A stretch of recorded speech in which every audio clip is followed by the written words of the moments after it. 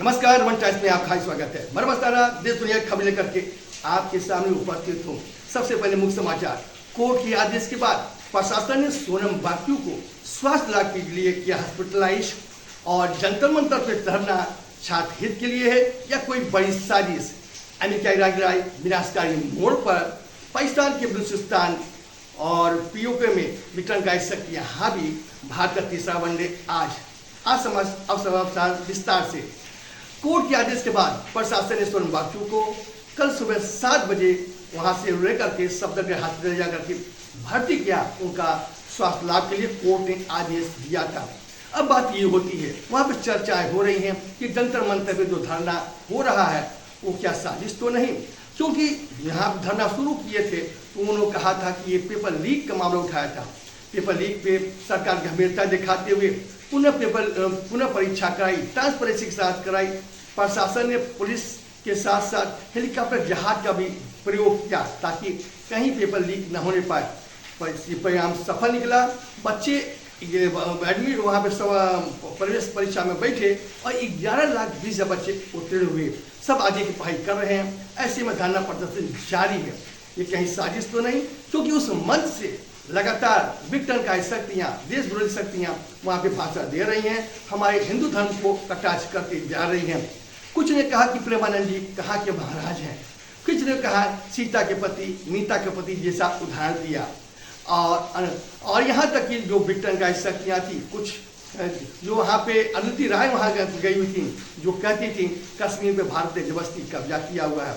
और स्वयं सोनम बाजवा ने एक अपने उनका सोशल मीडिया पे पोस्ट वायरल होता है जिसमें उन्होंने कहा कि अगर चीन लद्दाख के माध्यम से हमला करेगा तो चीन को रास्ता दिखाएंगे। ऐसे में देखा जा रहा है कि कम्युनिस्ट वामपंथी लोग वहाँ पे हावी हैं, इसको हाईजेक कर लिए हैं, ऐसा लोग कहते हैं। और ये सवाल ये भी उठता है कि अगर मनमोहन सरकार के 10 वर्ष के कार्यकाल में 18 परीक्षा लीक होती है, मोदी सरकार में परीक्षा लीक होती है, तो टारगेट शिक्षा मंत्री धर्मेंद्र प्रधान ही क्यों? इसके पीछे एक तथ्य है, आज़ादी के बाद जो 5 शिक्षा मंत्री हुए उन्हें मुगल साम्राज्यों को उनका महिमा मंडित किया। ऐसे में ये धर्मेंद्र प्रधान जो शिक्षा मंत्री हैं उसको सुधार करने का काम कर रहे हैं। अब हमारे किताबों में, एनसीईआरटी किताबों में अकबर महान, बाबर महान, शाहजहां महान, ये सब नहीं चलने वाली हैं। अब जैसा कि जानते हैं उन इतिहासों में अब पढ़ाया जाएगा कि गुरु गोविंद सिंह के बच्चों की हत्या कैसे की गई थी। इस तरह की भावनाओं को लाया गया। महाप्रताप कैसे हमारे योद्धा हैं, रोल मॉडल हैं, हमें आदर्श क्यों है, लक्ष्मीबाई ने क्या किया, इस तरह के परिवर्तन ला रहे हैं। इसका विरोध वामपंथी और कम्युनिस्ट कर रहे हैं, जिसका जीता जाता उदाहरण वहाँ पे मंच पे दिखा, ऐसा लोग मानते हैं। अब बात करते हैं अमेरिका इराक की लड़ाई।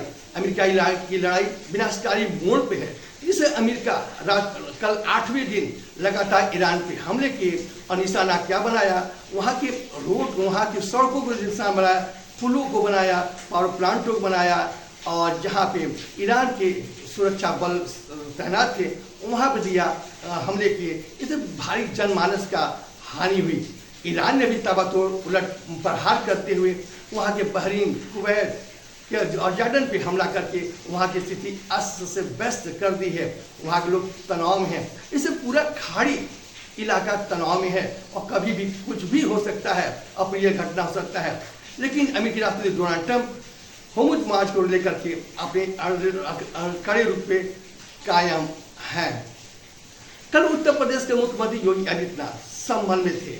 संभल में उन्होंने कई परियोजनाओं का उद्घाटन किया और शिलान्यास भी किया। बताते हैं उत्तर प्रदेश मुख्यमंत्री ने वहाँ पे 569 करोड़ की 68 विकास परियोजनाओं का लोकार्पण और शिलान्यास किया। इस दौरान उन्होंने जनसभा को संबोधित करते हुए कहा कि अब संभल में वही होगा जो हरिहर मंदिर चाहेगा, अब किसी बाबर के वंशज की दादागिरी नहीं चलेगा। इस तरह का उन्होंने तीखा बयान दिया। पाकिस्तान और बलूचिस्तान में विघटनकारी शक्तियां हावी होती जा रही हैं। जैसा कि आपको मालूम हो, बलूचिस्तान में बलूच आर्मी लिबरेशन ताबड़तोड़ पाकिस्तानी सैनिकों को आघात कर रहा है, टारगेट कर रहा है, गोलियां मार रहा है, कई लोग मारे जा रहे हैं। वहीं पीओके में 27 जुलाई को असेंबली का चुनाव होने वाला है, वहाँ भी विद्रोह जारी है। जैसा कि वहाँ मालूम हो कि जो पीओके के लोग हैं वहाँ के लिए केवल 33 सीटें आरक्षित है, बाकी 12 सीटें शरणार्थियों के लिए दिया गया है जो बाहर से आकर वहाँ बसे हैं। इसका विरोध वहाँ के लोकल बॉडी कर रही है। इस तरह जो भी वहाँ पे प्रचार करने के लिए आ रहे हैं उनको मुंह की खानी पड़ रही है, उनका विरोध हो रहा है। यहाँ तक विरोध बढ़ गया है कि वहाँ जनता कर रही है कि अब पीओके पाकिस्तान में बहुत दिन तक बना नहीं रह सकता है, उसको सेपरेट होना ही होगा, क्योंकि पाकिस्तान उसका दमन कर रहा है। बिजली, पानी, गैस की किल्लत है, दवाइयों की किल्लत है, शिक्षा की किल्लत है और किल्लतों के अभाव में है। यहाँ तक कि खाद्य पदार्थ चीज़ों में भी भारी कटौती की गई है। ये नदारत है। ऐसे में लोग भूखों मरने के बजाय देश से अलग होना ही चाहेंगे। आज भारत और इंग्लैंड का तीसरा वनडे मैच होगा। दो टीमें एक एक मैच जीत करके बराबरी पे हैं। आज निर्णायक मैच होगा। अब बात करते हैं फिल्म फेयर अवार्ड पे। कल 72वां राष्ट्रीय फिल्म पुरस्कार वितरित किया गया, जिसमें फिल्म आर्टिकल 370 को सर्वश्रेष्ठ फिल्म चुना गया और इसके अभिनेता पारी गौतम धर को सर्वश्रेष्ठ एक्टर के रूप में चुना गया। आज के इतिहास 19 जुलाई 1969 को 14 बड़े बैंकों का राष्ट्रीयकरण हुआ था। आज का विचार सफलता के लिए निरंतरता, दिशा के साथ साथ निरंतरता की जोड़ी है और धैर्य का आवश्यकता होता है। मौसम विभाग को माने तो पूरे उत्तर प्रदेश सहित 15 राज्यों में झमाझम बारिश होगी। उत्तर प्रदेश में गोरखपुर, बनारस, लखनऊ, कानपुर में भीषण बारिश का अलर्ट किया गया है। आज समाचार नहीं समाप्त हुआ है, कल फिर मुलाकात होगी। तब तक मुझे याद दीजिए। आपका दिन शुभ हो।